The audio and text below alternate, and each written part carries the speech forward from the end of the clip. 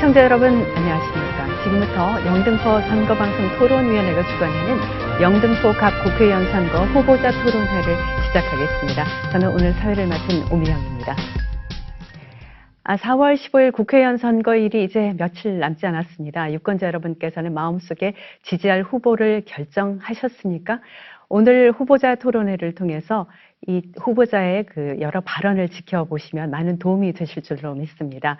우리 지역의 현안이 여러 가지가 있는데 그에 대한 다양한 답변이 어떻게 나올지, 그리고 공약과 정책은 어떤 차이를 지니는지 비교 검토하실 수 있는 좋은 기회라고 생각합니다. 그래서 4년 동안 우리 지역을 이끌어 나갈 대표자로서 누가 과연 적임자인지 판단하시는데 좋은 기회가 되리라고 믿습니다. 그리고 또 오늘 출연해 주신 후보자 여러분께서도 매 질문마다 심사숙고하셔서 진정성 있게 답변해 주실 것으로 믿어 의심치 않습니다. 자, 오늘 초청된 후보자는 모두 세 분이십니다. 이들 후보자는 공직선거법 제82의 2, 제4항에 근거해서 초청 대상이 되셨음을 미리 말씀드리겠습니다. 각각 소개를 해드릴 텐데요. 좌석은 사전 추첨에 따라서 순서대로 앉아 계신 것을 지금 모습을 보고 계십니다. 먼저 제 옆에 계신 후보부터 소개를 해드리겠습니다. 기호 2번 미래통합당의 문병호 후보입니다. 다음 기호 6번 정의당의 정재민 후보입니다.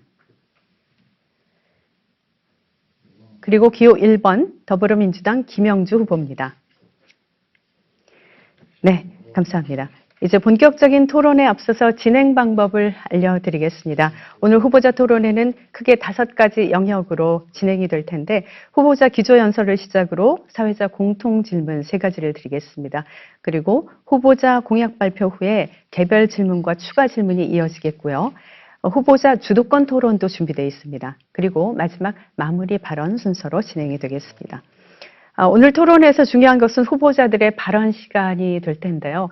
항상 이 공직자 토론회에서 시간 엄수라는 부분이 중요해서 조금 빡빡하게 느껴지실 수도 있겠습니다만 이 시간을 꼭 엄수해 주시기 바랍니다.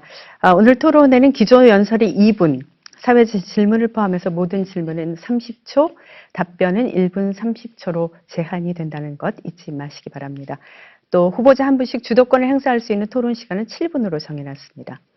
발언 시간을 초과할 경우에는 마이크의 전원이 꺼지게 되고요. 그래서 발언자들께서는 이 시간을 꼭 엄수해 주시기 바랍니다. 토론의 질문과 답변 순서는 좌측에서 우측, 즉 시계 방향으로 순서가 돌아가게 됩니다.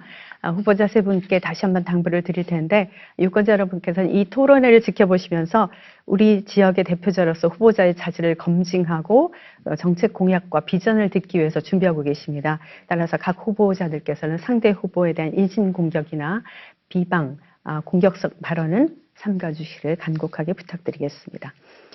그럼 토론 순서에 따라서 후보자들의 기조 연설부터 들어보겠습니다. 한 후보당 주어진 시간은 2분입니다.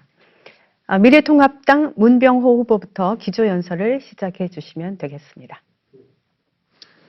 안녕하십니까. 미래통합당 기호 2번 문병호 후보입니다.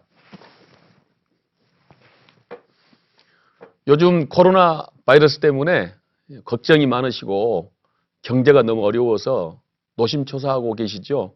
하루빨리 코로나 바이러스가 퇴치돼서 우리 국민들의 일상이 원래대로 돌아갔으면 좋겠습니다. 며칠 전에 중국집을 갔습니다. 중국집 사장님께서 투표 안 하시겠다고 그럽니다. 경제가 엉망이고 최저임금의 과속 인상, 52시간 근로 때문에 배달부 월급, 주방장 월급 주면은 남는 게 없답니다. 눈물로 하소연하고 계십니다. 지금 경제가 엉망입니다. 코로나 바이러스 사태가 오기 전 2019년 코스피 상장사의 순이익이 50%가 감소했습니다. 이미 대한민국 경제 위기가 온 것입니다. 거기에 코로나 바이러스가 엎친 데 덮친 격으로 대한민국 경제를 강타하고 있습니다. 심각한 위기입니다.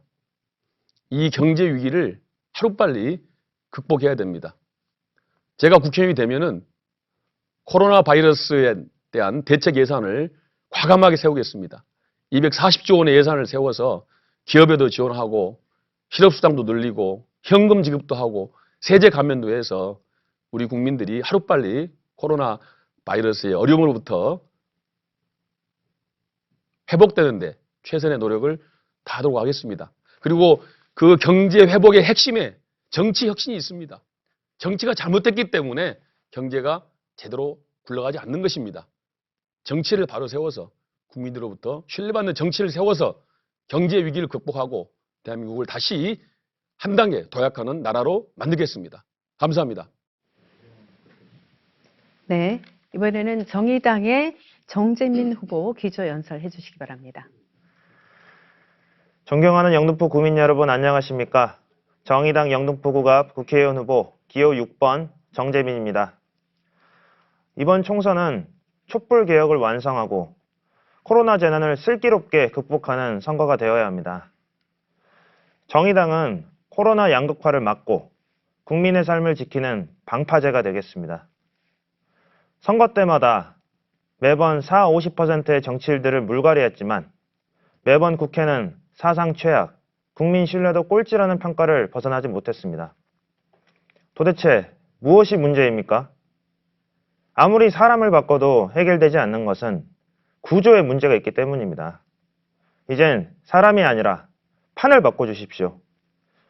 저는 지난 10년 동안 영등포 구의회 업무 추진비 남용 비리, 전 구청장 자녀 청첩장 배포 비리, 전 구청장 현 구의원 커넥션 의혹, 공천비리 의혹 등 영등포구 정치권의 비리 정치에 맞서 줄기차게 싸워왔습니다. 지금도 영등포에는 채용 청탁 비리 등 정치권의 비리 의혹이 끊이지 않고 있습니다. 그러나 누구 하나 책임지는 사람도 없고 시정도 되지 않았습니다.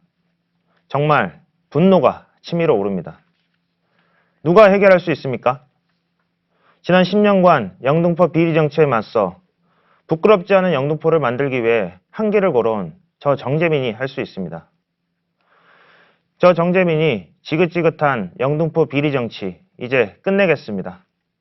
기호 6번 정의당, 기호 6번 정재민을 선택해 주십시오. 정재민이 고여있는 영등포를 확실하게 바꾸고 새로운 영등포에 희망을 불러오겠습니다. 감사합니다. 네, 이제 마지막으로 기조연설 김영주 후보 순서입니다. 시작해 주시면 되겠습니다. 존경하는 영등포 주민 여러분 안녕하십니까? 기호 1번 더불어민주당 김영주 후보입니다. 코로나19로 많은 주민들께서 힘들어하고 계십니다. 특히 학교를 못 가고 있는 우리 아이들로 인해 우려가 크신 학부모님들과 자영업자, 소상공인 등 어려움을 겪고 계신 주민들께 대단히 송구스럽다는 말씀을 먼저 드립니다. 저는 지역구 국회의원으로서 선거보다는 코로나19로부터 우리 지역의 방역과 안전대책 마련과 경제적 피해대책 수립이 최우선이라고 생각하고 예비후보 등록 후 공식 선거운동을 하지 않았습니다. 대신 코로나19로 고통받고 계신 자영업자, 소상공인, 지역아동센터, 시니어센터를 찾아 의견을 듣고 정부 관계자를 불러 정책에 반영하도록 요청하고 영등포구청에 또 요청했습니다. 특히 마스크 수급이 매우 불안했던 3월에는 18일간 연인원 1000명이 넘는 주민들과 함께 면마스크를 만들었습니다. 이 자리를 빌어 감사 인사를 드립니다. 선거운동보다 주민의 생명과 건강 지키는 일이 중요하듯이 선거운동보다 코로나19로 인한 경제적 피해 대책 마련, 즉 경제 방역도 중요하다고 생각합니다. 앞으로도 코로나19를 극복하기 위해 문재인 정부와 여당이 철저히 대비하고 신속히 대책기를 마련하겠습니다. 존경하는 주민 여러분, 2016년 20대 총선에서 저를 선택해 주셔서 지난 4년간 열심히 뛰었고 약속드린 공약도 지킬 수 있었습니다. 지난 4년간 59회의 학부모 간담회를 열어 말씀을 듣고 우리 아이들을 위해 460억 원의 교육 환경을 확보해 학교 환경을 개선한 바 있습니다. 세종문화회관 유치와 50년 수건 사업인 쪽방촌 철거 등 영등포의 발전에 위해 노력해왔습니다. 이렇게 일할 기회를 주신 영등포 주민들께 이 자리를 빌어서 다시 한번 감사 인사를 드립니다. 감사합니다. 네, 후보자들의 기조연설 잘 들어봤습니다. 이제 본격적인 토론에 들어가겠습니다.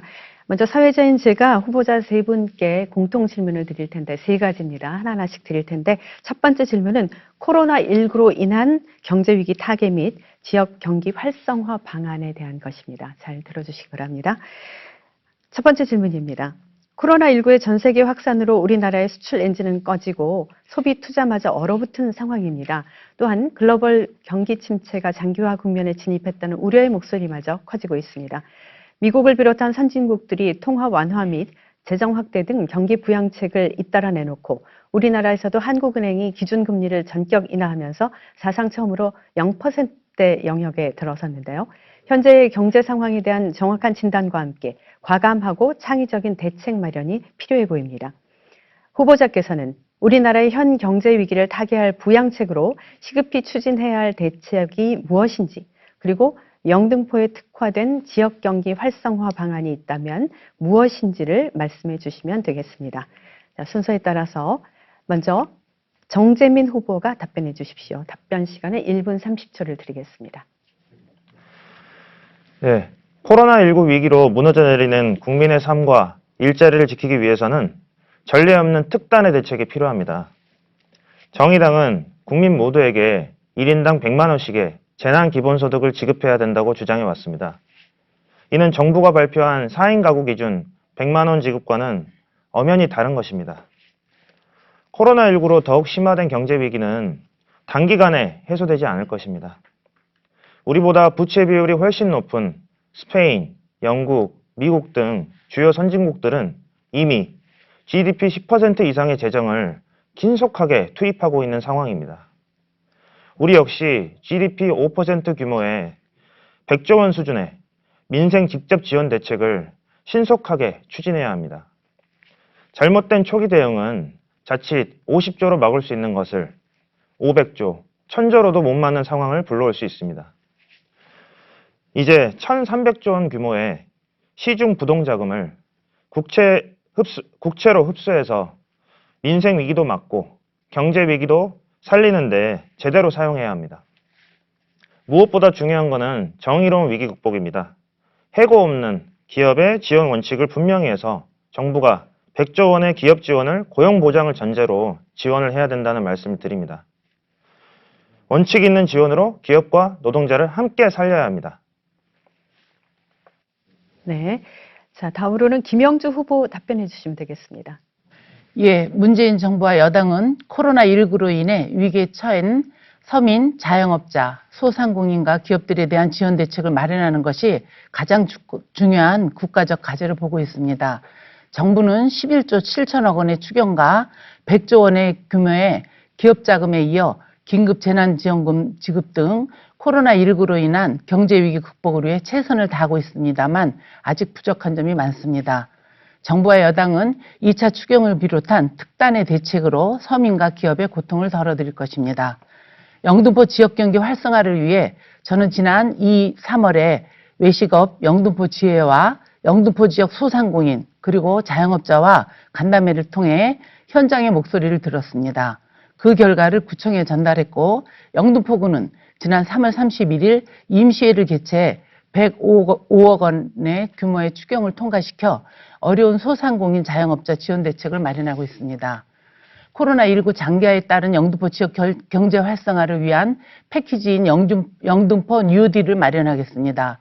선거 직후 조속히 중앙정부, 서울시, 영등포구청과 함께 소상공인 자영업자의 현장 간담회를 열어 소상공인 자영업자들이 영업을 이어갈 수 있도록 구체적 지원을 하는 영등포 뉴딜을 도출하도록 하겠습니다.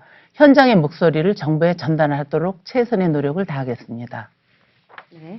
마지막으로는 문병호 후보 답변해 주십시오. 예, 앞에 두 분께서 좋은 의견을 말씀해 주셨습니다. 대체로 저도 동의합니다. 지난 IMF 경제 위기가 왔을 때 국가에서 160조 원의 공적 자금을 투입했습니다. 이번 코로나로 인한 경제 위기는 1932년 대공황에 버금가는 큰 위기입니다. 그래서 지난 IMF 때 위기의 160조보다 훨씬 더 많은 긴급 특단의 예산을 편성해야 한다고 생각하고 있습니다. 그래서 도산 위기에 빠진 기업의 구제 금융을 지원하고 또 고용지원금도 늘려야 됩니다. 실업급여도 확대해야 됩니다. 또 현금지급도 해야 됩니다. 제세 공과금도 감면해야 됩니다. 방금 정재민 후보께서 1인당 100만 원씩 재난 수당을 급여를 주자고 했는데 저도 찬성하는 입장입니다. 그러나 1인당 100만 원씩 주면은 인구 수를 대비해 보면 약 52조 원의 막대한 예산이 투입됩니다. 그래서 기본적으로 재난급여를 주는 것도 좋지만은 보다 더 소득이 낮은 분, 또 자영업 하시는 분, 실제로 코로나로 인해서 많은 어려움을 당하고 있는 분들에게 좀 더 집중적이고 선별적으로 지원할 필요가 있습니다.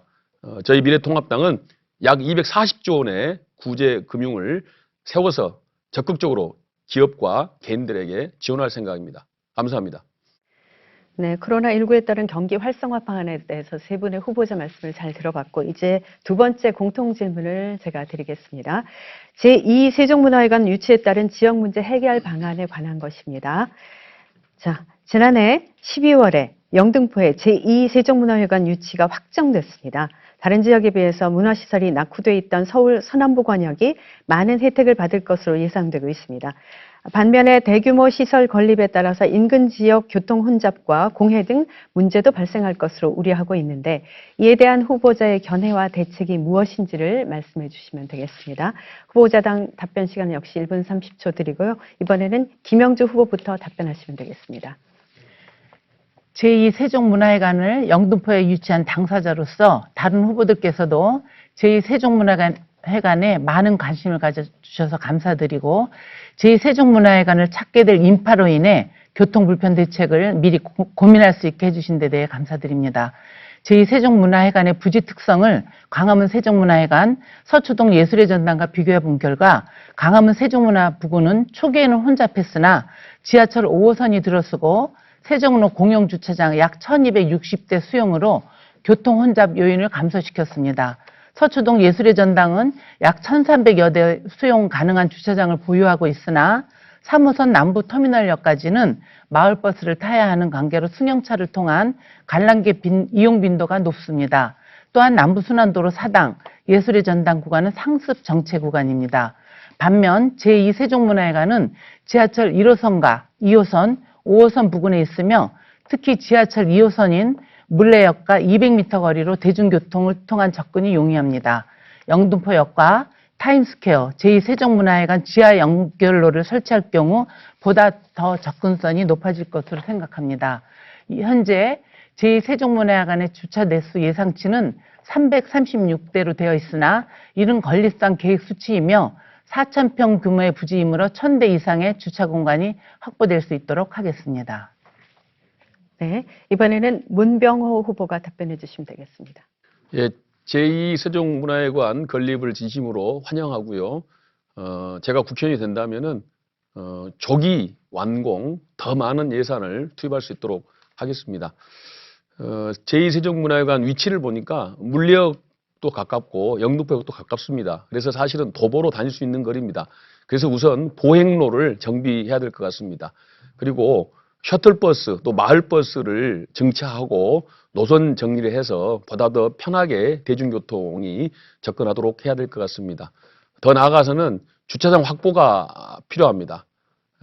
그러나 그 근처에 주차장을 확보하는 만한 공간이 많지 않습니다. 그래서 세종문화회관, 제2세종문화회관 건축할 때 지하 주차장을 좀 더 파서 더 많은 주차 공간을 확보하는 것이 대단히 중요하다고 생각합니다. 제2세종문화회관이 중요한 것은 우리 지역사회 경제에 도움이 돼야 됩니다. 외부에서 와서 잔치하고 가는 시설이 되어서는 안 됩니다. 주위의 상권과 연계되고 주위의 지역 발전과 연계가 돼서 제2세종문화회관이 영등포구 발전에 시너지 효과를 내야 한다는 점을 보다 더 착안하겠습니다. 그리고 우리 지역 문화인들과도 소통하고 지역 문화인들이 사용할 수 있는 공간으로도 발전시켜 나가겠다 하는 약속을 드리겠습니다. 감사합니다. 그럼 마지막으로 정재민 후보가 답변해 주시면 되겠습니다. 예. 제2세종문화회관 건립 부지는 원래 물레 텃밭이었습니다. 저 정재민은 영등포 도시농업 네트워크 대표로 활동을 하면서 오랜 기간 나대지로 방치되어 있던 구유지를 도시 텃밭으로 만들 것을 제안을 했고, 지난 7년 동안 수천 명의 주민들이 이용하는 도심 속 녹지이자 문화공간으로 자리 잡았습니다. 이후에라도 구민들을 위한 도시농업이 계속 이어질 수 있도록 방안이 마련되어야 할 것입니다. 제2세종문화회관이 건립된다면 주변의 타임스퀘어와 함께 영등포구의 문화의 중심지가 될 것입니다.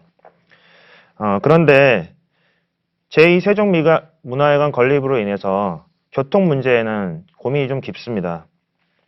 이미 그 지역이 타임스퀘어 인근으로 교통 혼잡 지역이기 때문입니다. 이것을 해결하기 위해서는 첫째, 영등포역 물레역에서 회관까지 셔틀버스를 운행해야 된다고 생각합니다.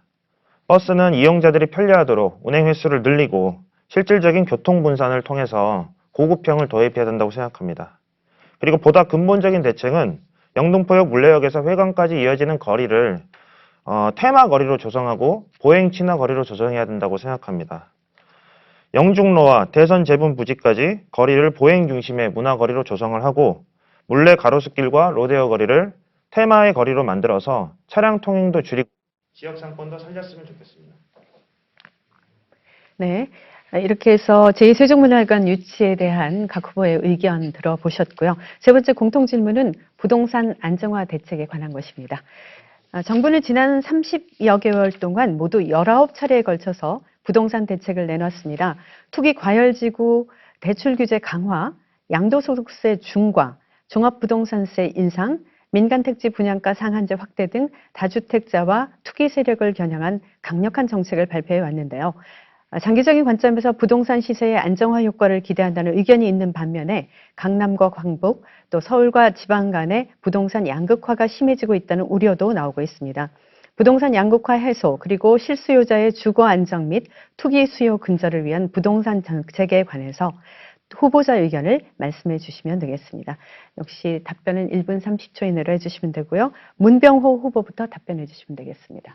예, 문재인 정권의 가장 큰 정책 실패가 바로 부동산 정책입니다. 지난 문재인 정권 2년 7개월 동안 전국 아파트 값이 8,400만 원이 올랐습니다.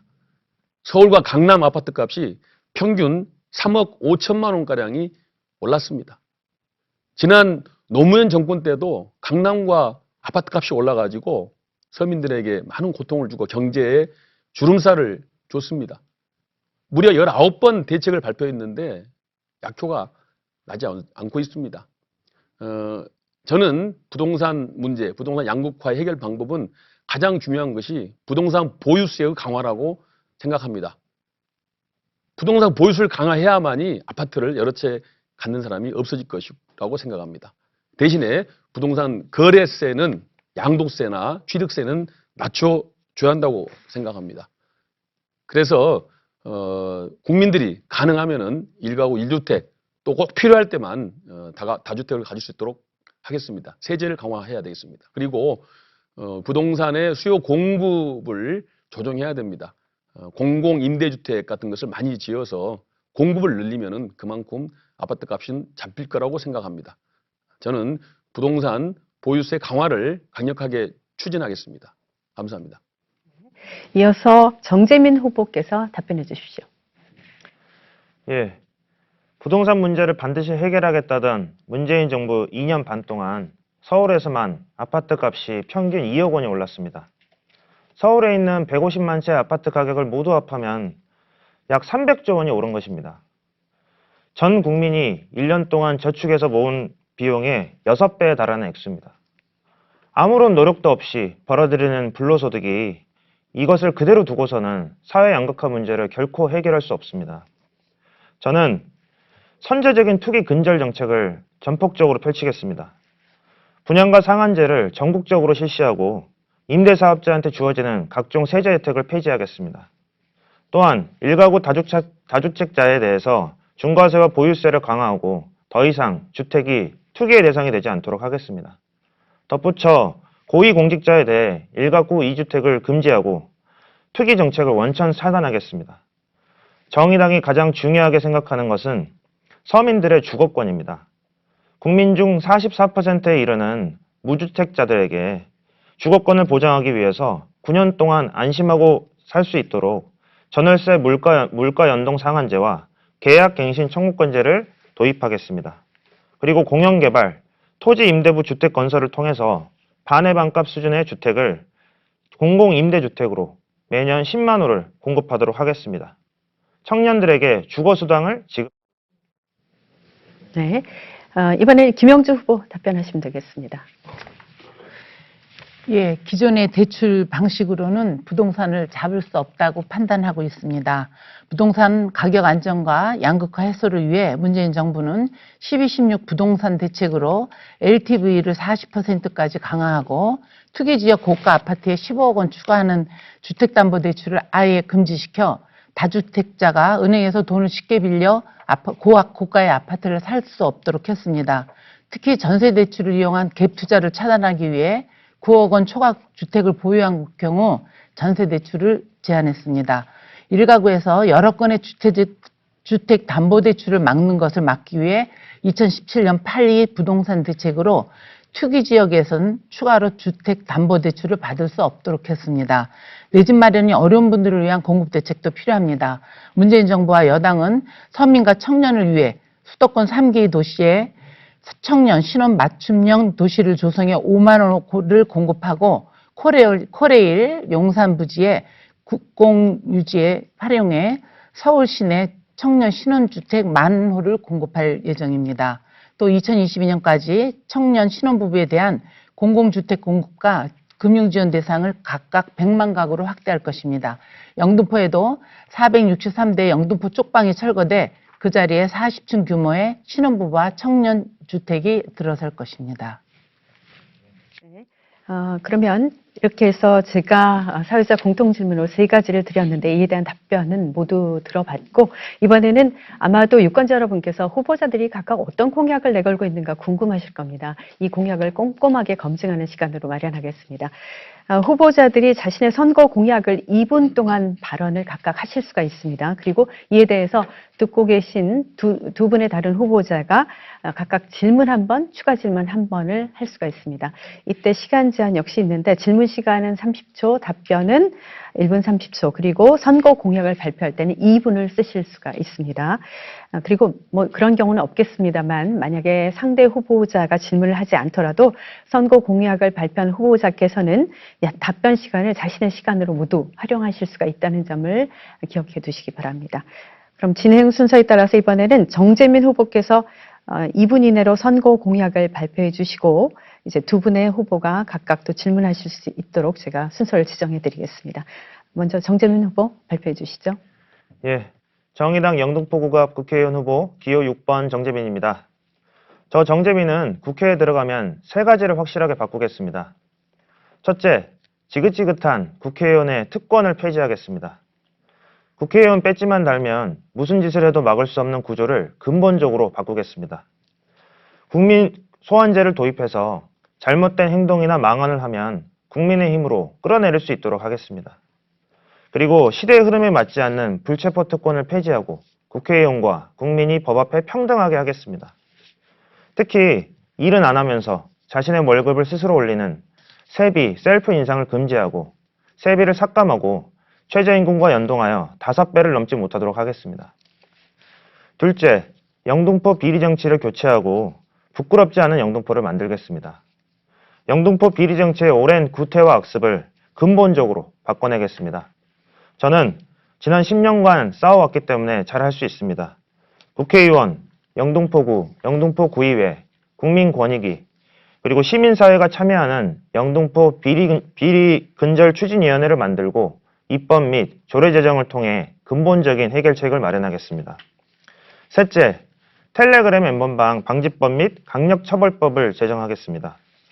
천일 공로할 텔레그램 엠번방 사건으로 세상이 떠들썩합니다. 가담자가 26만 명이나 된다고 합니다. 정의당은 하루 선거운동을 중단하고 원포인트 임시국회를 소집해서 즉각 이 문제를 처리할 것을 촉구했지만 거대 양당은 이를 무시하고 있습니다. 직무유기입니다. 디지털 성범죄 처벌 형량을 강화하고 범죄 수익 몰수 등 디지털 성착취 범죄를 방지하고 처벌하는 법을 특별하게 제정해서 반드시 뿌리를 뽑겠습니다. 특권은 폐지하고 비리는 바로잡으며 성폭력 없는 안전한 영등포.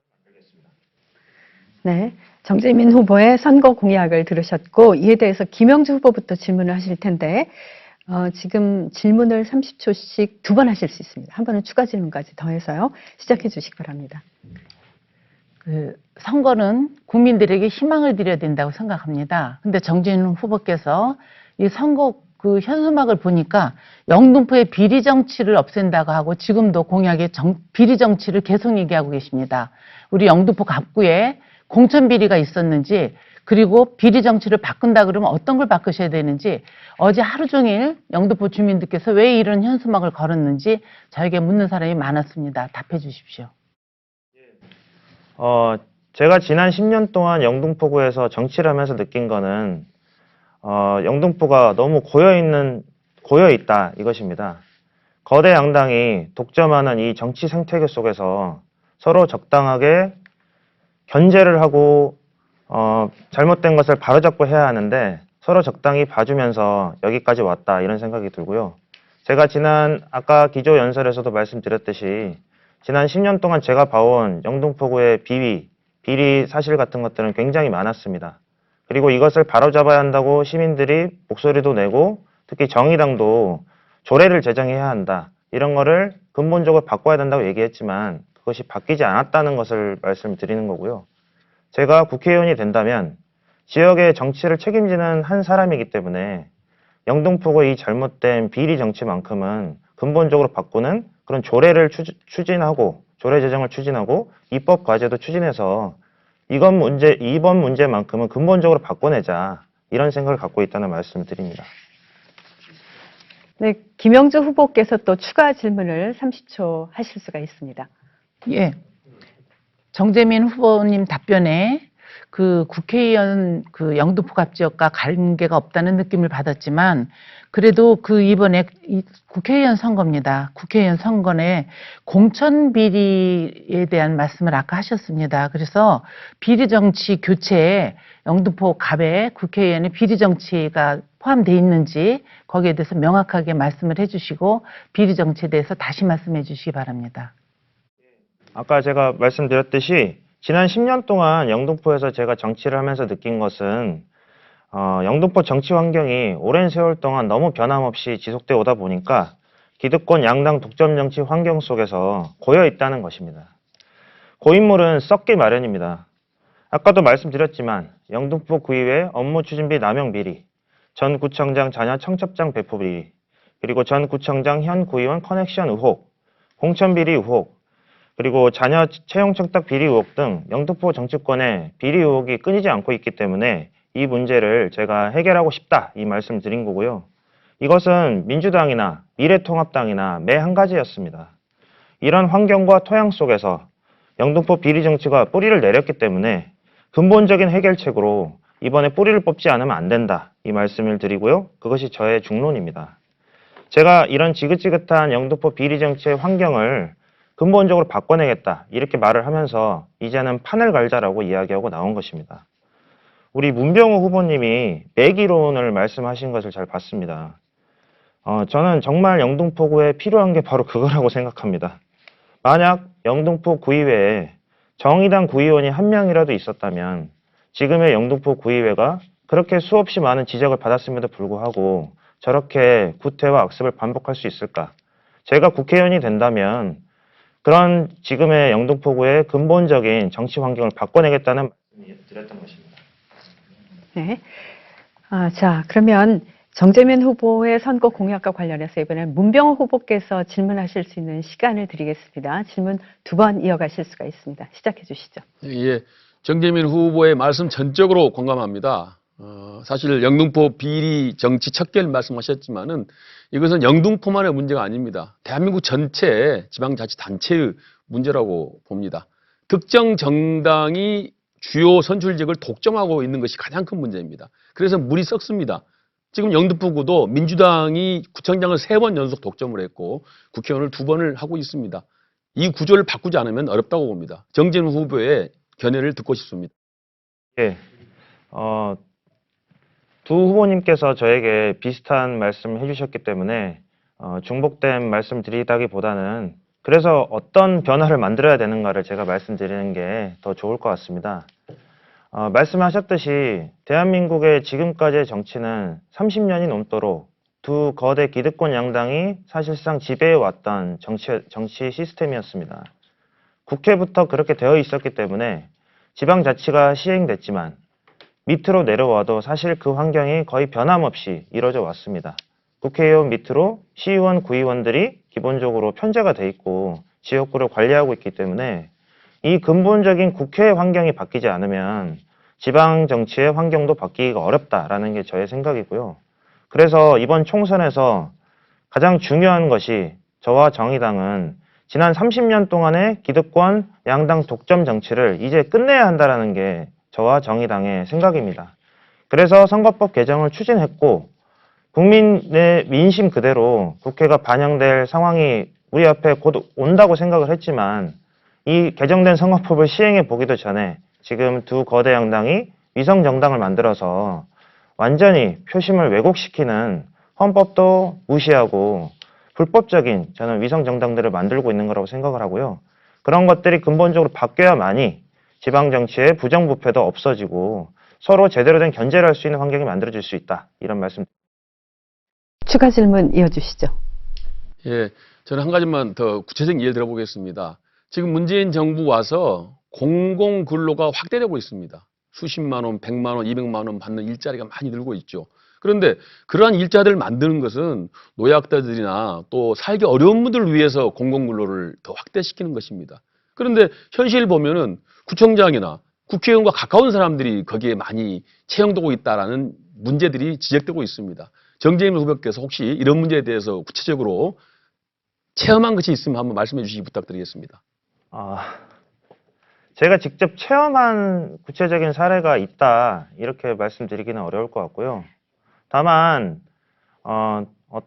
결국에는 그 정보를 누가 얼마나 알고 있느냐에 따라서 정보력에 따라서 사실 그런 일자리나 정부의 정책도 잘 알고 있는 사람이 빠르게 접근을 해서 그것을 취할 수가 있기 때문에 그런 정보 습득의 불공평함이 현실적으로 존재하고 있는 것은 사실인 것 같습니다.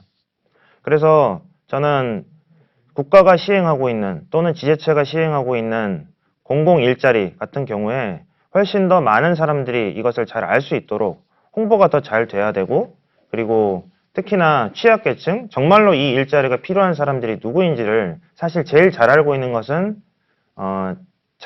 자치구입니다. 행정단위가 사실상 기초수급을 누가 받고 있고 또 차상위 계층이 누구이고 그리고 사각지대에 존재하는 사람들이 어떤 사람들인지를 사실 누구보다 잘 알고 계시기 때문에 정부가 어떤 정책을 만들면 이것을 실제 이분들한테 빨리 알려드려서 제대로 된 도움을 그분들이 받을 수 있게끔 그렇게 해야만 문병호 후보님이 말씀하신 것처럼 진짜 필요한 사람은 그걸 받지 못하고 사실 자신이 어떤 누구에 의해서 정보를 빨리 안다는 이유만으로 그것을 취하는 그런 불공정함이 없어지지 않을까 이렇게 생각을 해봅니다. 이상입니다. 정재민 후보의 그 선거 공약이었고요. 이번에는 김영주 후보의 선거 공약을 들어보겠습니다. 2분 동안 발표해 주시고 이제 또 순서에 따라서 질의응답을 이어가겠습니다. 발표 시작해 주시죠.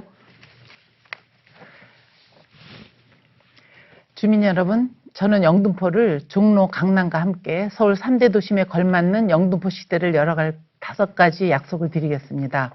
첫 번째, 토지를 제외한 건축비 1,629억 원의 예산이 투입되는 제2세종문화회관 조기 완공을 통해 영등포를 문화예술 중심지로 만들겠습니다. 8년에 걸친 노력 끝에 유치한 제2세종문화회관은 단순히 공연장 하나가 들어오는 것이 아닙니다. 종로의 세종문화회관, 강남의 예술의 전당 같이 제2세종문화회관은 영등포를 서울 서남권의 문화예술의 중심지로 만들 것입니다. 2,000석 규모 공연장과 300석 규모의 공연장이 들어서고 서울 시향이 상주하게 돼 영등포 지역 경제에 크게 기여할 것입니다. 제2세종문화회관을 조기에 준공하겠습니다. 두 번째, 영등포를 서울 서남권의 교통중심지, 교통허브로 만들겠습니다. 제무포길 서부간선도로 지하화가 내년에 개통됩니다. 지난해 9월 착공된 신안산선역의 출구 변경 등 주민의 요구가 반영될 수 있도록 최선을 다하겠습니다.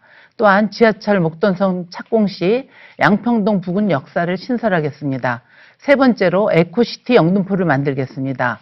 영등포에 실개천이 흐르는 도심숲을 조성하고 철로변 미세먼지 차단 숲을 만드는 한편 소음 방지를 위한 방음벽을 교체해 영등포에 쾌적한 주거 환경을 만들겠습니다. 네 번째로 영등포를 4차 산업혁명 맞춤형 교육도시로 만들겠습니다. 초중고등학교에 4차 산업혁명 시대 필수인 인공지능, AI, 빅데이터 등 ICT 교육이 가능한 첨단 미래교실을 설치하겠습니다. 다섯 번째, 영등포를 의료관광의 중심지로 만들겠습니다. 그리고 의료특구 활성화를 위해 일자리 창출과 의료관광 유치를 위해 의료특구 전문기관을 설립을 추진하도록 하겠습니다. 네, 선거 공약 들으셨는데 문병호 후보께서 이제 질문을 시작해 주시죠. 예, 우리 김영주 의원께서는 지난 8년 동안 영등포를 위해서 많은 일을 하신 것으로 알고 있습니다. 다만 이제 지역에 와서 보니까 김영주 의원 재임 기간 동안 일어난 모든 문제를 내가 했다. 그렇게 말씀하신다는 그런 지역이 있더라고요. 소위 말하는 광 파는데 좀 더 능한 거 아닌가 그런 지역들이 있던데 실질적으로 김영주 의원께서 그런 일을 하셨는지 한번 묻고 싶습니다. 답변 시작해 주시죠. 예, 우리 문병호 후보님께서 참 정확한 지적을 해주셨습니다. 저는 여태까지 제가 이런 일을 했다 이렇게 얘기해 본 적이 없습니다. 함께 했습니다. 영등포의 재정 자립도가 36%밖에 안 됩니다. 36%는 영등포의 공무원들 급여를 줘도 모자랄 정도의 우리가 재정이 그렇게 좋지 않습니다. 모든 게 서울시비 국비를 가져와야 됩니다. 일례로 우리 영등포의 두 시의원이 지난 8년간 서울시의 예산을 7,500억 원 정도를 갖고 왔습니다. 이 돈은 교육비나 여러 가지로 포함이 되지만 영등포구의 매칭 사업, 정부의 예산, 이게 세 박자가 같이 맞아야 일을 할 수 있는 거지 저 혼자 했다고는 할 수 없습니다. 그러나 추진을 누가 하느냐 주체가 굉장히 중요하다고 생각을 합니다. 저는 이 주체에 매주 목요일 날 우리 영등포 각 지역에 시의원, 구의원, 국회의원 정책회의를 통해서 제안을 하고 예산 방식을 만들고 부족한 돈은 정부에서 가져오고 그런 세 박자로 일을 해왔습니다.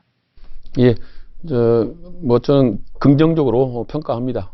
그리고 다른 질문은 없고요. 공약사항을 꼭 지켜주실 것을 부탁드리겠습니다. 감사합니다. 그러면 그 답변 안 하셨는데 제가 1분 30초 네, 얘기해도 쓰셔도 되죠? 됩니다. 네. 예, 문병호 후보님께서 덕담을 해주셔서 제가 굉장히 감사드리고요. 영등포가 서울의 3대 도심이라고 우리가 이렇게 일컫는데 국민들께서 3대 도심에 대해서 잘 모르십니다. 예전에 서울에 오래 사신 분들은 종로 4대 문안, 그래서 종로 도심지역 이렇게 많이 알고 계시듯이 종로가 제1대 도심지역입니다. 그리고 강남 개발로 인해서 강남 3구가 제2 도심지역으로 지정이 됐습니다.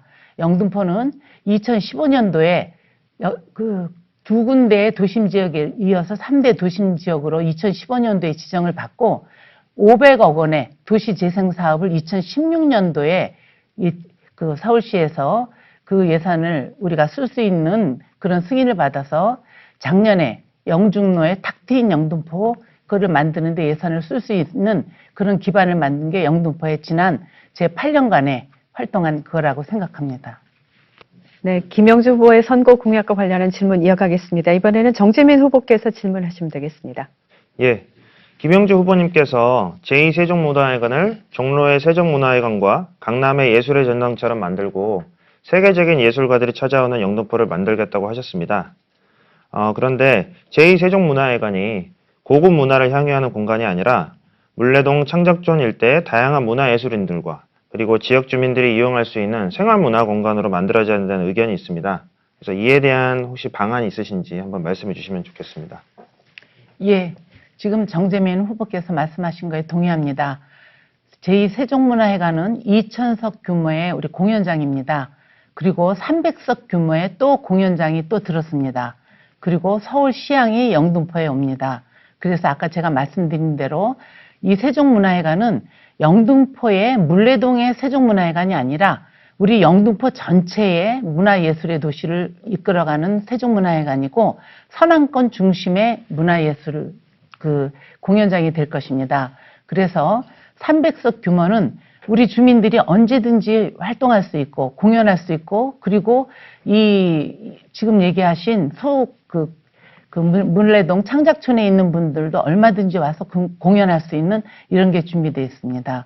이 세종문화회관 하나로 우리 지역 경제는 물론 영등포 선안권이 정말 낙후되어 있는 이 선안권이라고 합니다. 후보들마다. 그러나 저는 그렇게 생각 안 합니다.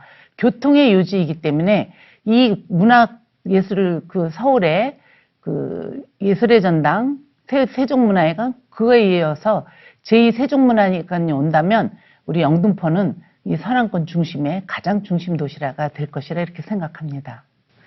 추가 질문 하실 수 있습니다. 네. 코로나19 민생 대책 관련해서 좀 질문 드리겠습니다. 지금 문재인 정부의 코로나19 민생 대책이 국민들의 절박한 현실에 비해서 매우 미흡하다는 평가를 받고 있습니다. 특히 민주당 정부가 제시한 가구당 100만 원으로는 턱없이 부족한데요. 저는 상당히 실망을 했습니다. 그래서 이에 대해서 후보님께서는 어떤 견해를 갖고 계신지 좀 말씀해 주시면 좋겠습니다. 예. 예전 같으면 문재인 정부에서 추경을 하고 100조 원의 예산을 내면 야당에서 포퓰리즘이라고 많이 야단치셨을 겁니다. 근데 이 코로나가 전 세계로 확산되고 지금 전 세계에서 한국의 이 코로나 대처에 대한 방역이나 이런 걸 배우겠다고 하고 또 미국이나 유럽에서 돈을 풀어서 정말 이 코로나에 대한 경제 위기 그런 거를 하는 바람에 문재인 정부에서 예산을 100조 원을 말씀을 드려도 야당에서 좀 그냥 있는 것 같습니다. 우리 청와대와 정부 여당은 코로나19로 인한 피해 지원을 긴밀히 협의해서 지난 3월 30일 중산층을 포함한 소득 하위 70%에 대해 가구당 4인 기준에 100만 원의 긴급 지원을 발표했으며 아마 빠르면 다음 주에 이거를 접수해서 진행하는 걸로 알고 있습니다. 그리고 자영업자나 소상공인들을 위해서는 100조 원의 규모의 긴급 자금을 결정하였습니다. 중소기업과 소상공인, 자영업자의 22조 5천억 원의 금융을 지원하고 중소기업에 29조 1천억 원 규모의 경영자금 지원 등 코로나로 인한 경제에 대한 지원을 하도록 최선의 노력을 다하겠습니다. 그리고 총선이 끝나면 정부에서는 2차 추경을 준비하고 있습니다. 네, 김영주 후보의 선거 공약과 이에 대한 질의응답이었습니다. 이번에는 문병호 후보 역시 2분 동안 선거 공약을 발표해 주시기 바랍니다. 예, 우리 영등포구 인구 대비 18세 이상의 유권자 수가 매우 높습니다.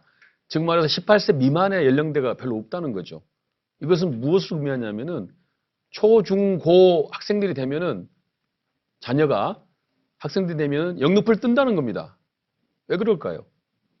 한마디로 말해서 교육 여건이 매우 안 좋다라고 저는 생각을 했습니다. 그래서 우선 영등포는 앞으로 4차 산업혁명과 결부된 미래 교육을 활성화시켜야 되겠다. 그런 점에서 에듀테크 혁신센터를 설치하겠습니다. 그 다음에 우리 영등포구 지역의 가장 오래된 민원이 준공업 지역에 관한 문제입니다.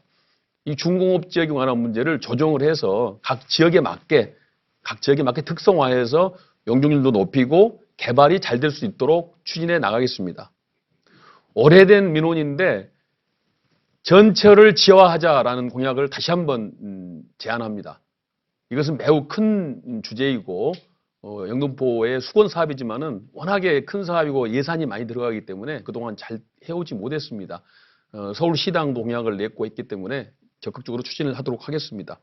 또 우리 영등포가 문화, 복지 이런 것들이 많이 부족합니다. 그래서 공원도, 녹지도 늘리고 주거 환경을 좀 더 쾌적하게 해야겠다. 그런 점에 초점을 맞추도록 하겠습니다. 제가 선거운동 하면서 다녀보니까 좀 더 구체적인 공약들을 많이 요구를 하십니다.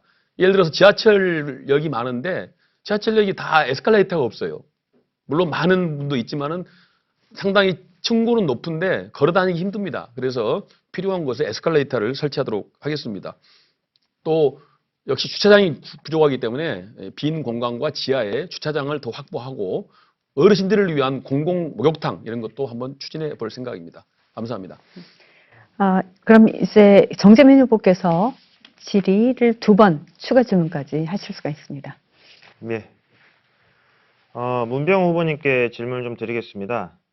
조금 전에 이제 중공업 지역 완화를 하시겠다고 말씀하셨는데요. 사실 그동안 제가 선거에 나오면서 영등포구 대부분의 후보들이 중공업 지역 문제를 해결하겠다고 공약을 내걸으셨지만 지금까지 해결을 못 하셨습니다. 그 이유가 중공업 지역 총량제 때문에 그런 걸로 알고 있거든요. 만약에 영등포를 줄이면 다른 지역, 영등포를 늘리면 다른 지역을 줄여야 되는데, 그러니까 영등포의 중공업 지역을 해야 되는데 그 방안이 무엇인지 말씀해 주시죠.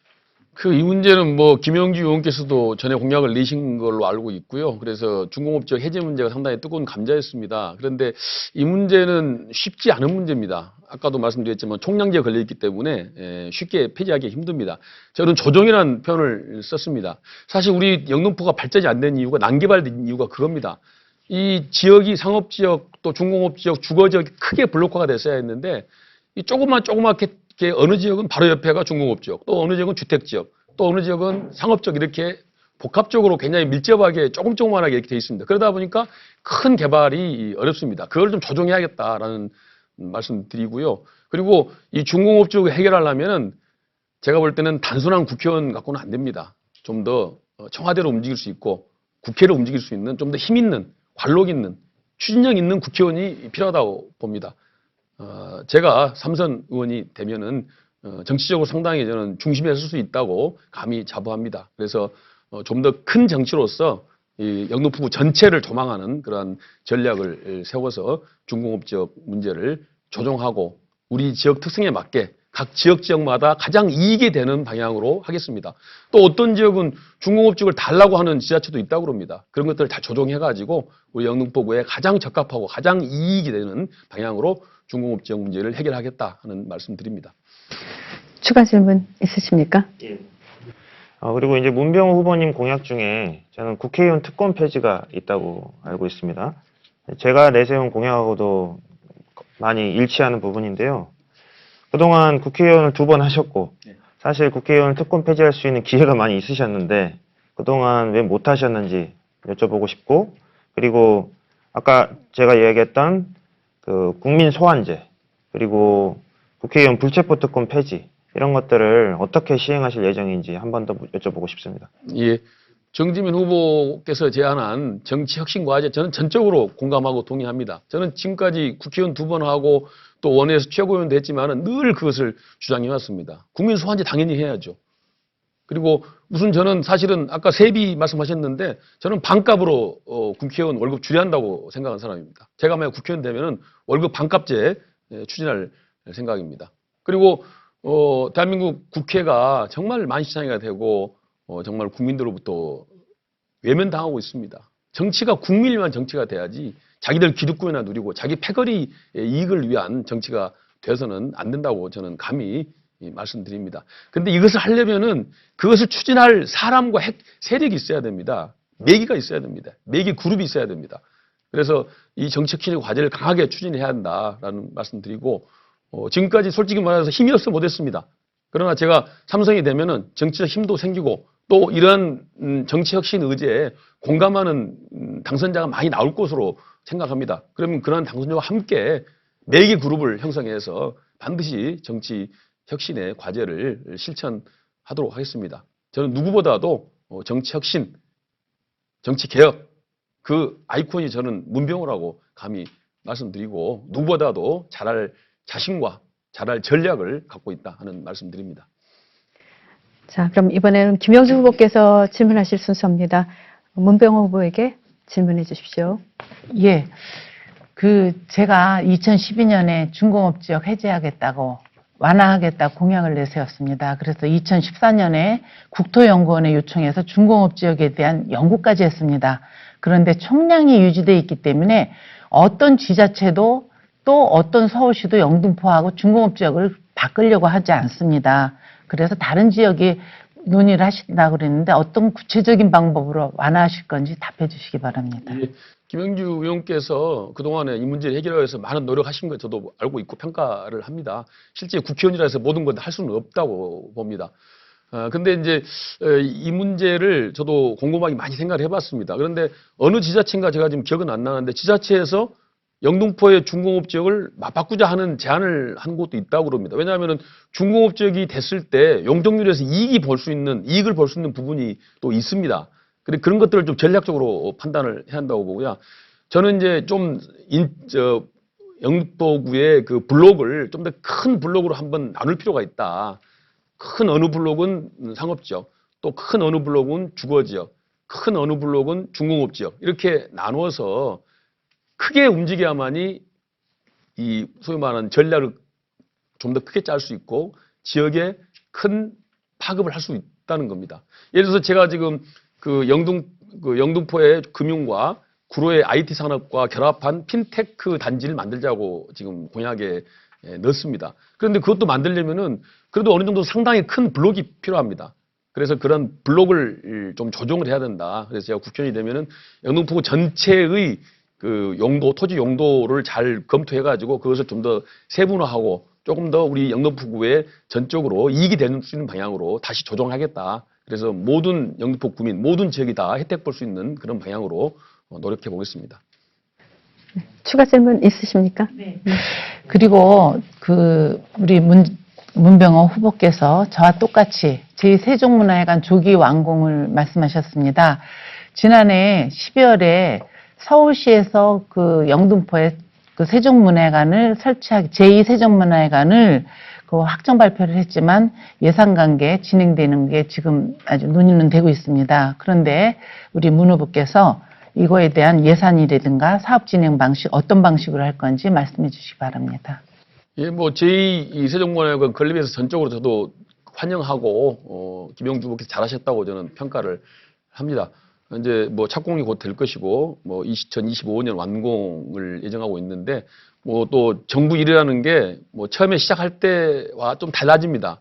예산도 더 투입이 돼야 되고 또 기간도 또 그 예산 투입에 따라서 뭐 늘어질 수도 있고 빨라질 수도 있는 거거든요. 이왕에 시작한 사업이니까 제가 삼선 의원이 되면은 예산을 더 많이 확보해서 더 빠른 시간에 완공이 되고 또 충실하게 내용도 채워서 충분한 그 인프라를 갖는 그러한 시설로 발전해 나가도록 하겠습니다. 다만 한 가지 아쉬운 것은 이 공연장이나 세종문화회관 같은 것이 지역사회의 경제와 지역사회 커뮤니티와 연결이 돼야 한다는 거죠.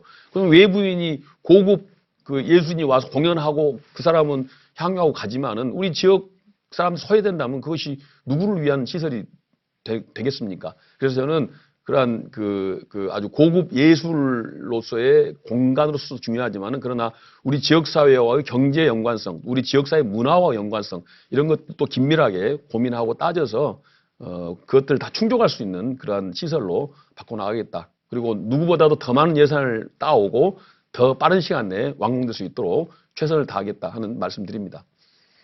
네, 이렇게 해서 후보자별로 선거 공약을 들어봤고요. 이에 대한 질문과 답변에 대해서도 진행을 해봤습니다. 이번에는 제 개입을 좀 최소화해서 각 후보자가 좀 주도권을 갖도록 도와드리겠습니다. 7분 동안이라는 사실 긴 시간입니다. 이 시간 동안 각 후보자별로 토론을 주도하실 수가 있습니다. 보다 많은 공약과 정책을 유권자 여러분께서 듣기를 원하십니다. 그러니까 한 가지 당부드릴 말씀은 질문이든 답변이든 한 가지에 대해서는 1분 이내씩 좀 진행을 해 주십사 하는 것입니다. 자, 그러면 진행을 할 텐데 특정 후보에게만 몰아서 질문을 하시는 것도 하셔서는 안 됩니다. 그래서 그 모든 질문을 골고루 좀 하시고 답변도 1분 이내로 좀 축약해서 해주시면 되겠습니다. 토론 순서에 따라서 이제 김영주 후보께서 주도권을 가지실 수가 있습니다. 토론을 좀 시작을 해주실까요? 7분 동안 쓰실 수 있습니다. 예, 우리 영등포가 교통의 요지라고는 하지만 교통의 요지인 반면에 인천 가는 길목에 있습니다. 그래서 모든 인천 가는, 부천 가는, 부평 가는 차들이 영등포 모든 곳을 통과합니다. 그래서 영등포가 교통지옥이라고도 불리고 있습니다. 서강대교, 마포대교, 양화대교 모든 다리들이 그 출퇴근 시간이 꽉 차 있습니다. 그래서 3, 4년 전부터 우리 영등포에 제물포길을 서울에서 인천 가는 길목에 있는 영등포를 거치지 않고 마포에서 바로 그 신월 인터체인지까지 갈 수 있는 그런 제물포길을 그 서울시하고 이렇게 논의를 했습니다. 그 환경영향 평가도 했고 제가 19대 국회 환노위원장일 때 이 일을 정말 열심히 추진을 했습니다. 그래서 사업 허가가 났는데 우리 정재민 후보님께 좀 그 당시를 조금 돌아가서 한마디 좀 여쭙고 싶습니다. 그때 사업 허가도 나서 착공 허가까지 났는데 우리 정재민 후보님의 이 예비후보 공보물을 제가 조금 들여다봤더니 현 정의당 제물포 터널 서부 간선도로 안전특별위원장이라고 직책은 이렇게 있지만 그때 우리 여러 시민단체하고 이 반대 그 추진위원장을 하신 걸로 알고 있습니다. 물론 여러 가지 영등포 양평동에 환기구가 나온다는 이런 말씀도 하고 오해가 있었지만 이번에 양평동 주민들께서 직접 공사장을 제가 같이 들어갔습니다. 그때 당시에 저는 환기구는 구로에 있고 영등포는 비상탈출을 했는데 이 열심히 투쟁을 하셔서 착공이 6개월이 늦어지는 바람에 준공이 6개월이 늦어졌습니다. 그래서 저는 이 부분에 대해서는 좀 말씀을 좀 해주시고 또 6개월이 준공이 늦어짐으로 인해서 교통지역 6개월이 더 늦어지고 거기에 도심숲을 만들어야 하는 게 또 이 환경이 또 개선이 6개월이 늦어집니다. 여기에 대한 답변을 좀 간단하게 해주십시오. 네, 우선 사실관계를 좀 바로잡아야 될 것 같은데 제물포 터널 서부간선 지하도로 반대를 한 게 아니라 제물포 터널 서부간선 지하도로 환기구 비상대책위원회 활동을 제가 했었습니다. 그러니까 사실 그 당시 제가 말씀 중에 죄송한데요. 환기구가 영등포에 없었습니다. 그러는데 우리 아이들 초등학교 등교하는 아이들까지 영등포 환기구 반대 설계도를 갖고 제가 주민들께 다 설명해도 하고 의정보고서에 책자에도 냈는데 그때 환기구라고 그런 얘기해 주시는 그것 때문에 늦어졌는데 거기에 대해서 얘기를 해주시기 바랍니다. 네, 그것이 아니라 더 그 전으로 돌아가야 된다고 생각하는데 처음에는 환기구가 설계가 돼 있었던 게 맞죠. 환기구는 그거를 주민들이 뒤늦게 알게 환기구는요. 됐고, 예. 구민회관에 설치되는 거로 돼 있었는데 예. 설계 변경을 통해서 그게 구로로 제물포길은 안양천으로 나갔고요. 네. 서부간선도로의 환기구는 애초부터 구로에 있었습니다. 예. 네. 그런데 영등포에 환기구가 하나도 없는데 예. 환기구 반대 투쟁 운동을 하셨습니다. 그러니까 그게 주민들 입장에서는 지금 말씀하신 게 이제 배연 탈출구라고 주장을 하시는데 아닙니다. 주민들의 입장에서는 그것이 비상탈출구입니다. 사고가 났을 때. 네. 배연 탈출구라고 네. 말씀드렸습니다. 정확한 명칭은 배연 네. 탈출구입니다. 안에서 화재가 났을 때 급하게 연기를 바깥으로 배출시키거나 연기를 이렇게 할 때 배출시키는 게 아니고 우선 안에서 화재가 났을 화재가 때, 났을 때요. 그렇죠. 그래서 그걸 이제 배연 배출구라고 얘기를 하고 있습니다. 정확한 명칭은 그것이고요. 안에서 화재가 났을 때 그것으로 긴급하게 펜으로 자, 제가 뽑아서 제 시간입니다, 바깥으로 연기를 후보님. 배출시키고. 제가 정확하게 말씀드린 거는 그때 그렇게 하지 않고 환기구가 영등포에 나온다는 그런 단순한 스티커도 제가 갖고 있습니다. 영등포에 환기구 설치 반대. 네. 그렇죠? 네. 그렇게 인정을 해주셔야 왜냐하면은 그때 당시에 잘못된 정보로 인해서 많은 주민들께서 고통스러워 하셨고 또 그걸로 인해서 영등포 발전이 6개월 늦어지는 거에 저는 거기에 대한 말씀만 해달라고 말씀드립니다. 네, 다시 한번 말씀드리지만 그것은 어떤 것도 그 당시에 검증되지 않았었고요. 검증되지 않은 거는 검증되지 않은 것은 분명합니다. 그러면 여기에 뭐냐면은 대해서 그것이 예, 왜 우리 환기구가 아닌지에 대해서 후보님, 얘기할 수가 없었고 제 토론인데요. 주민들의 반대가 설계도가 있었기 때문에 있었습니다. 바이패스 방식으로 바뀐 거예요. 바이패스 방식도 처음에 서울시에 나왔는데 처음부터 됐습니다. 그렇게 된 게 아니죠. 환기구 우선 방식으로 했다가 주민들이 도대체 이게 그렇지 무슨 않습니다. 일이냐, 어떻게 이렇게 학교와 자, 주거 밀집 지역에 후보님, 환기구를 만들 수가 있냐라고 얘기를 하니까 제 시간을 다 네. 까먹고 계시는데요. 네. 그러니까 영등포에 환기구가 없었는데도 했다는 건 인정을 하셨고 그걸로 인해서 6개월이 늦어졌습니다. 네. 저 시간 때문에 문병 후보님 느닷없이 영등포 오셔서 고생이 많으십니다. 네, 고맙습니다. 제가 17대 19대 참 좋은 정치하셨고 예. 좋은 덕담을 하셨는데 제가 조금 오시자마자 서운했습니다. 예. 뭐 언론지에 그 인터뷰를 하시면서 제가 좀 자질이 부족하다는 인터뷰를 해서 제가 조금 서운했는데, 왜냐하면은 시선을 끌려고 했던 거라고 제가 생각합니다. 오늘 토론회 보니까 저한테 그동안 한 거에 이렇게 얘기도 해주셨고요. 그래서 저는 그 영등포에 오셔갖고 가장 영등포에 낙후됐다. 예. 이런 말씀을 하셨는데, 무엇이 낙후됐고 이 낙후된 부분은 어떤 방식으로 어떻게 했으면 좋겠다 하는 걸 우리 주민들께 말씀해 주셨으면 좋겠습니다. 예.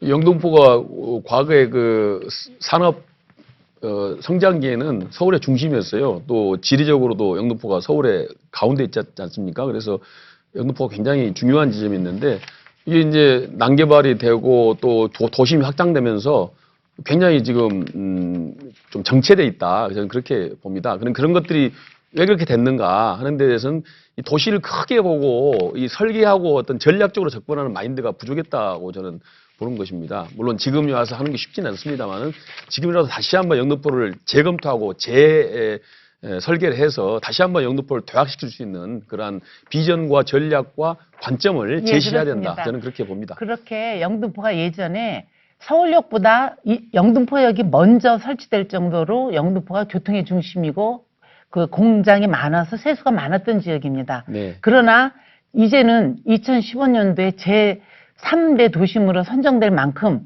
영등포가 서울의 한가운데가 됐고 의료특구가 영등포에 유치를 했고 영등포에 여러 가지 발전이 많이 됐습니다. 긍정적인 면을 많이 봐주시고 네네. 함께 영등포 발전을 위해서 노력해 주셨으면 좋겠습니다. 예, 알겠습니다. 예. 그렇게 하겠습니다. 네, 김영주 후보 주도권 토론 7분간 진행을 해봤고요. 이번에는 문병호 후보께서 주도권을 갖고 토론해 주시면 되겠습니다.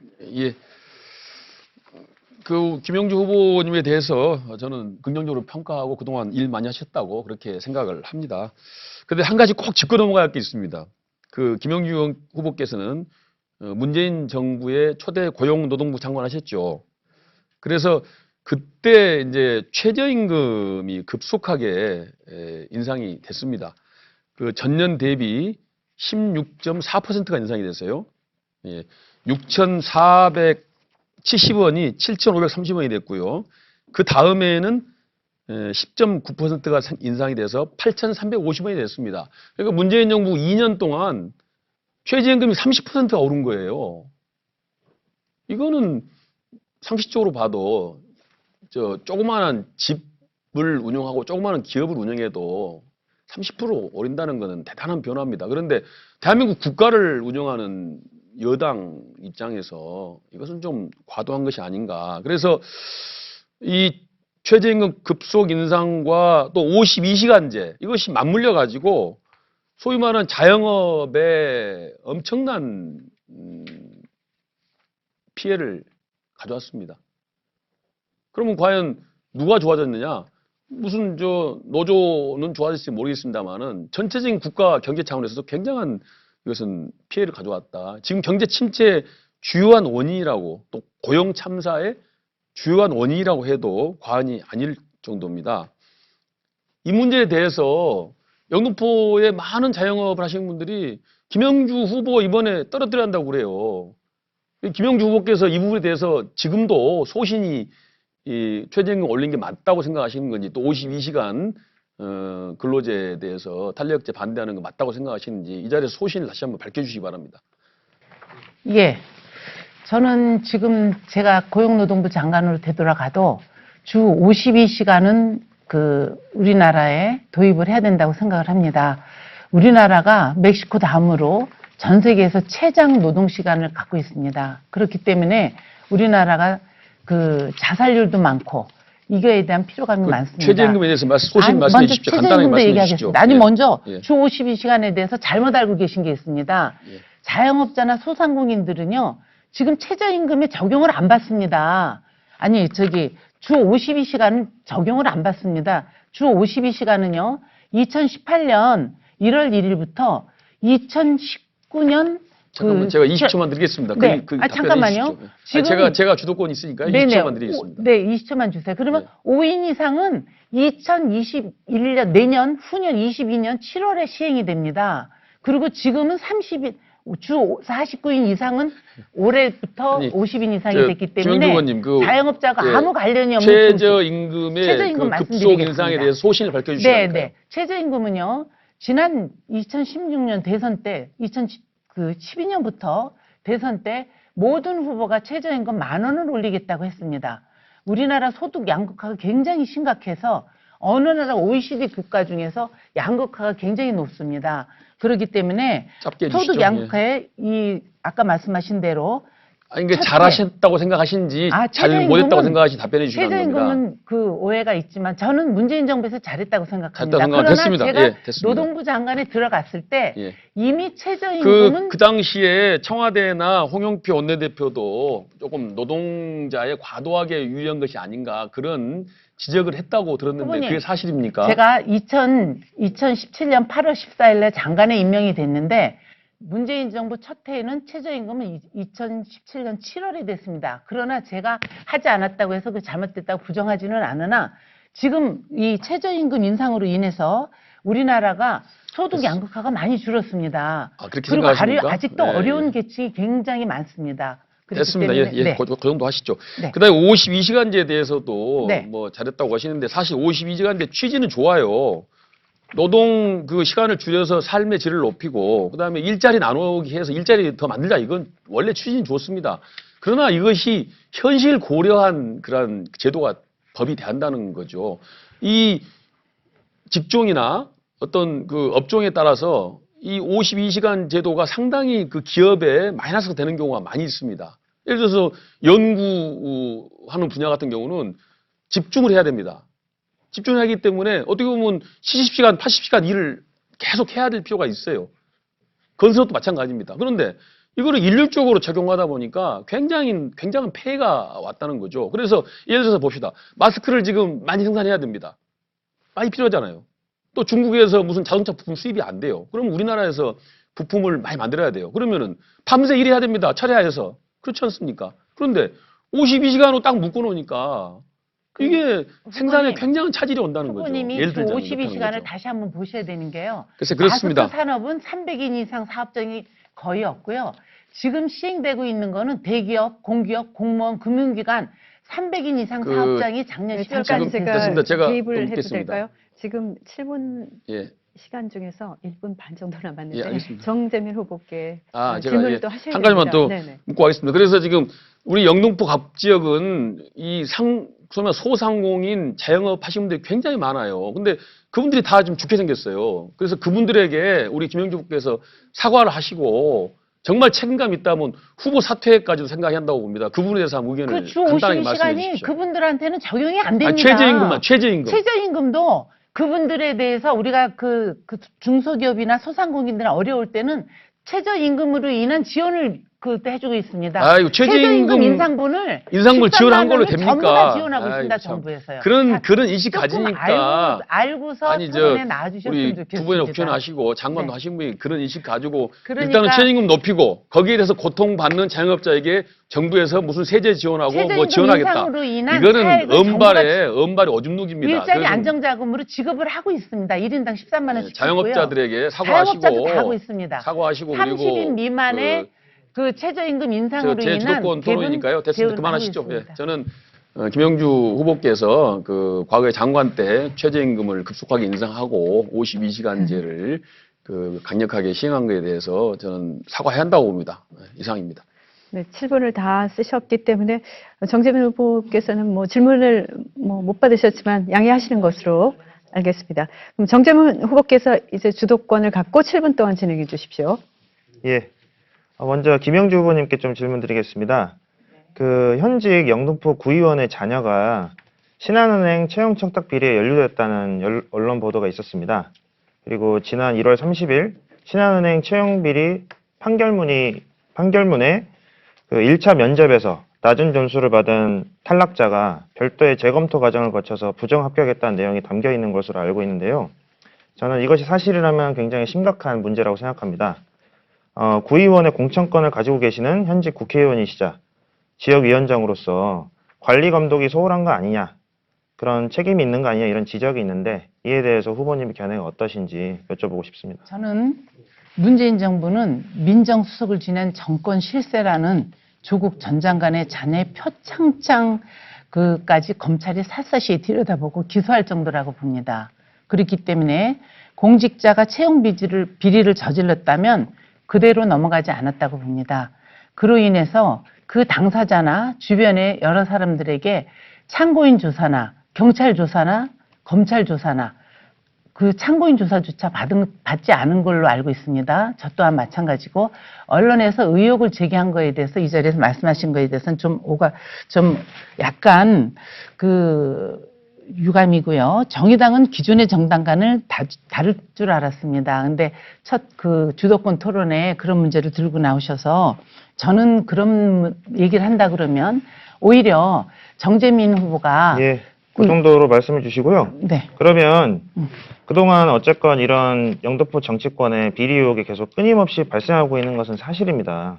그래서 제가 제 공약으로 말씀드린 영등포의 오랜 구태와 악습을 끊어내기 위해서 국회의원이 주도해서 민과 관이 함께하는 영등포 구의회 그리고 국민권익위 그리고 시민사회까지 함께하는 그런 비리근절위원회를 만드는 것에 대해서는 국회의원이 혹시 당선이 되신다면 제 제안에 함께하실 의향이 있으신지 저는 그것도 여쭤보고 동의합니다. 싶습니다. 그 어느 곳에서든지 부정부패나 비리는 있어서는 안 될 것이라 생각합니다. 네, 그렇다면 그동안 그렇게 해주셨으면 참 좋았겠다 이런 말씀을 드리고 지난 그 긴 세월 동안 또 김영재 의원님이 의원을 하신 게 굉장히 오랜 세월이 흐르셨기 때문에 사실 그런 부분에서 저는 도의적 책임이 있다고 생각하는데 저는 그 말에 동의할 수가 없습니다. 그러신가요? 국회 정재민 후보께서 2014년부터 지금 2년 주기로 출마하셨죠. 알겠습니다. 그러면은 구의원 그러면 다른 질문 하나 드리겠습니다.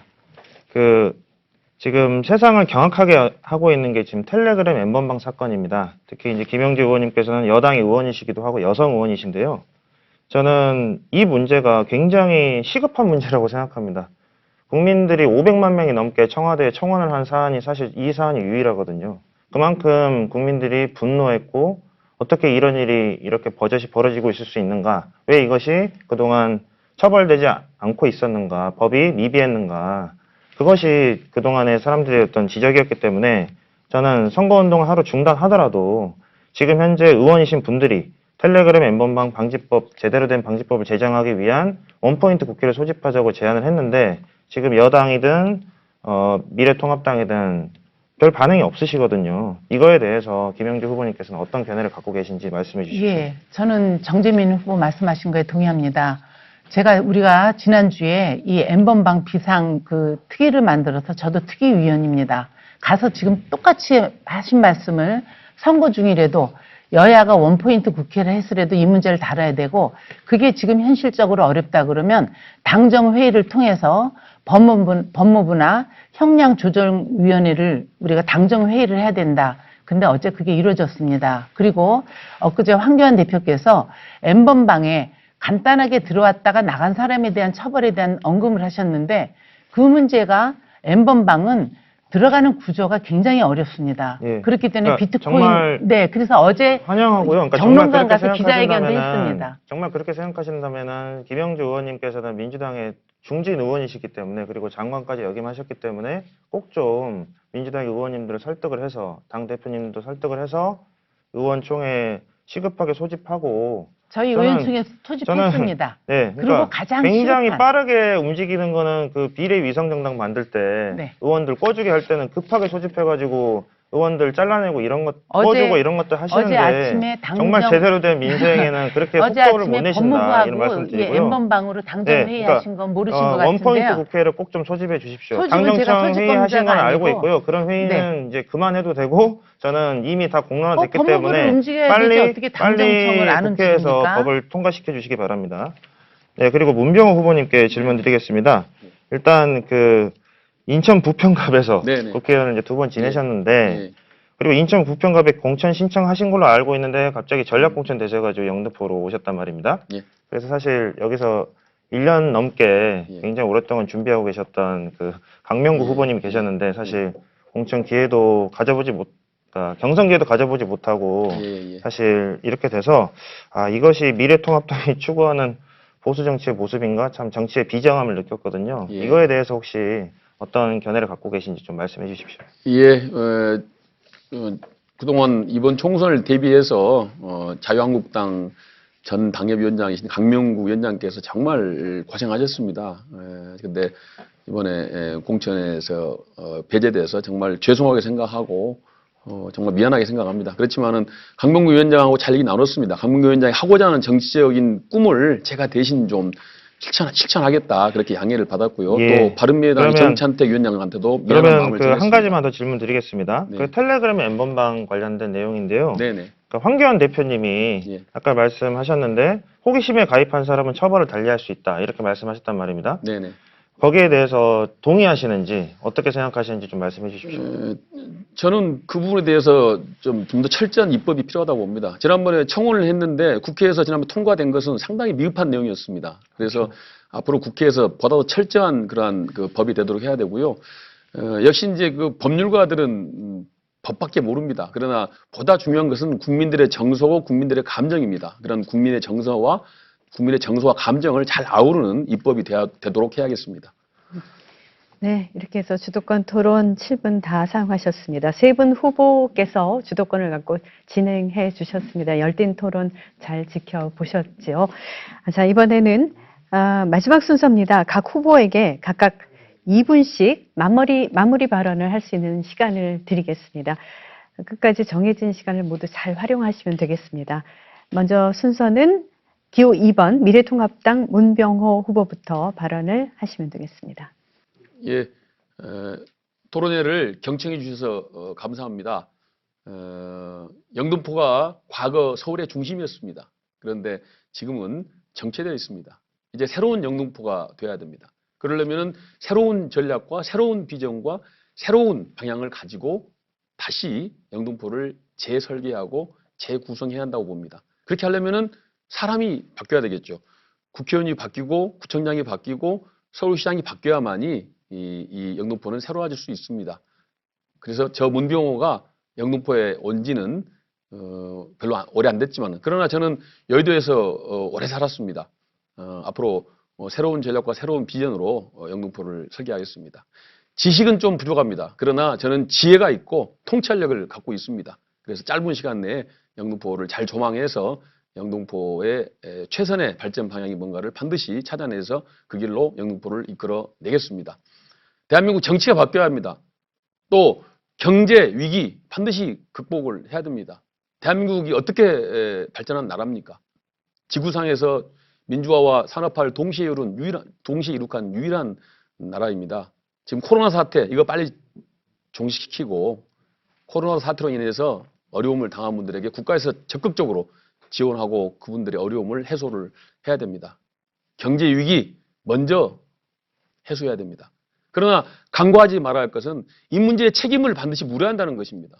왜 대한민국 경제가 이렇게 무너지고 왜 일하는 노동자들, 자영업자들, 저소득자가 어려워졌나?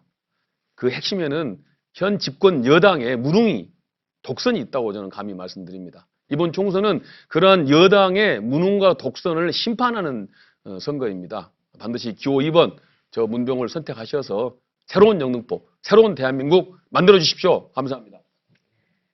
네, 마무리 발언. 이번에는 기호 6번 정의당의 정재민 후보입니다.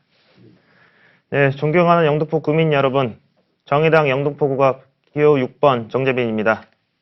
지난 촛불혁명 이후 국민 여러분들께서 압도적으로 더불어민주당과 문재인 대통령을 지지해 주셨습니다. 하지만 여전히 대한민국의 사회 불평등은 세계 최고 수준이고 우리의 삶은 나아지지 않았습니다. 더불어민주당 역시 거대 양당 기득권이기 때문입니다. 박근혜 탄핵에 가장 큰 책임을 지고 있는 사람들은 탄핵의 강을 건너기는커녕 도로 새누리당으로 통합을 했습니다. 그리고 언제 그랬냐는 듯 진정 어린 사과를 하는 사람, 책임을 지는 사람 그 누구 하나 없었습니다. 그리고 적폐들이 국회에서 사사건건 개혁을 발목 잡았던 모습을 우리는 똑똑히 기억하고 있습니다. 아무리 당명을 바꾸고 색깔을 바꾸고 옷을 바꿔 입어도 우리는 다 알고 있습니다. 30년 거대 양당이 지배했던 정치, 이제는 바꿔보자. 민심 그대로의 국회를 만들어보자 선거제도를 개혁했지만 거대 양당의 횡포로 지금 선거법 개혁의 취지가 무산될 위기에 처했습니다. 거대 기득권 양당은 국민을 비웃듯 헌법도 무시하고 위성정당을 만들었습니다. 정당 민주주의를 파괴하고 있습니다. 강도를 잡겠다고 나도 도둑이 되어야 된다고 의석 도둑질에 꼼수만 머리를 싸매고 있습니다. 국민이 보기에는 강도나 도둑이나 매 한 가지입니다. 준엄하게 정의당으로 심판해 주십시오. 정의당은 원칙을 지키겠습니다. 대한민국에 원칙과 정도를 걷는 정당 하나는 있어야 되지 않겠습니까? 정의당은 원칙을 지키고 국민을 지키겠습니다. 여러분들께서 저를 많이 키워주셨습니다. 이제 저 정재민에게 일할 기회를 주십시오. 제대로 바꿔내겠습니다. 감사합니다. 네, 마지막 순서입니다. 기호 1번 더불어민주당의 김영주 후보의 마무리 발언이 있겠습니다. 존경하는 주민 여러분, 선거는 국민에게 희망을 줘야 한다고 생각합니다. 저는 지난 4년간 영등포 주민 여러분의 많은 사랑을 받았습니다. 특히 문재인 정부 초대 여성 최초의 고용노동부 장관에 임명됐을 때 영등포 주민들께서 100개가 넘는 현수막으로 축하를 해주셨습니다. 이 자리를 빌어 감사 인사를 다시 드립니다. 그 고마움에 보답하고자 주민들과 약속한 공약을 지키기 위해 최선을 다해 노력해왔습니다. 그 결과 2,000석 규모의 세종문화회관을 영등포에 유치할 수 있었고, 영등포의 50년 수건 사업인 영등포역 인근 쪽방촌을 철거하고 그 자리에 40층 규모의 복합타운을 건설하겠다는 정부 발표를 이끌어냈습니다. 신안산선 착공으로 교통의 사각지대였던 영등포 본동, 신계삼동, 도림동의 교통 불편이 해소될 것입니다. 또한 제물포길, 서부간선도로 지하터널이 개통되면 영등포가 교통지옥에서 벗어나게 됩니다. 그리고 실개천이 흐르는 도심숲을 조성하고 철로변 미세먼지 차단숲을 조성할 것입니다.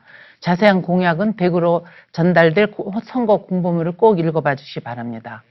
존경하는 영등포 주민 여러분, 느닷없이 영등포에 나타난 영등포에 대한 철학과 가치도 없는 후보가 영등포를 발전시킬 수 없습니다. 그리고 선거 때마다 구의원, 국회의원, 구청장, 또 국회의원에 상습적으로 출마한 후보에게 할 일 많은 영등포를 맡길 수 없습니다. 주민 곁에서 약속을 지켜온 저 영등포에게, 저 김영주에게 영등포의 미래를 맡겨주십시오. 영등포 주민들께서는 기호 1번 저 김영주를 약속을 지키는 정치인, 일 잘하는 정치인이라고 말씀하십니다. 주민 여러분의 기대를 저버리지 않겠습니다. 영등포의 미래는 앞으로 4년이 중요합니다.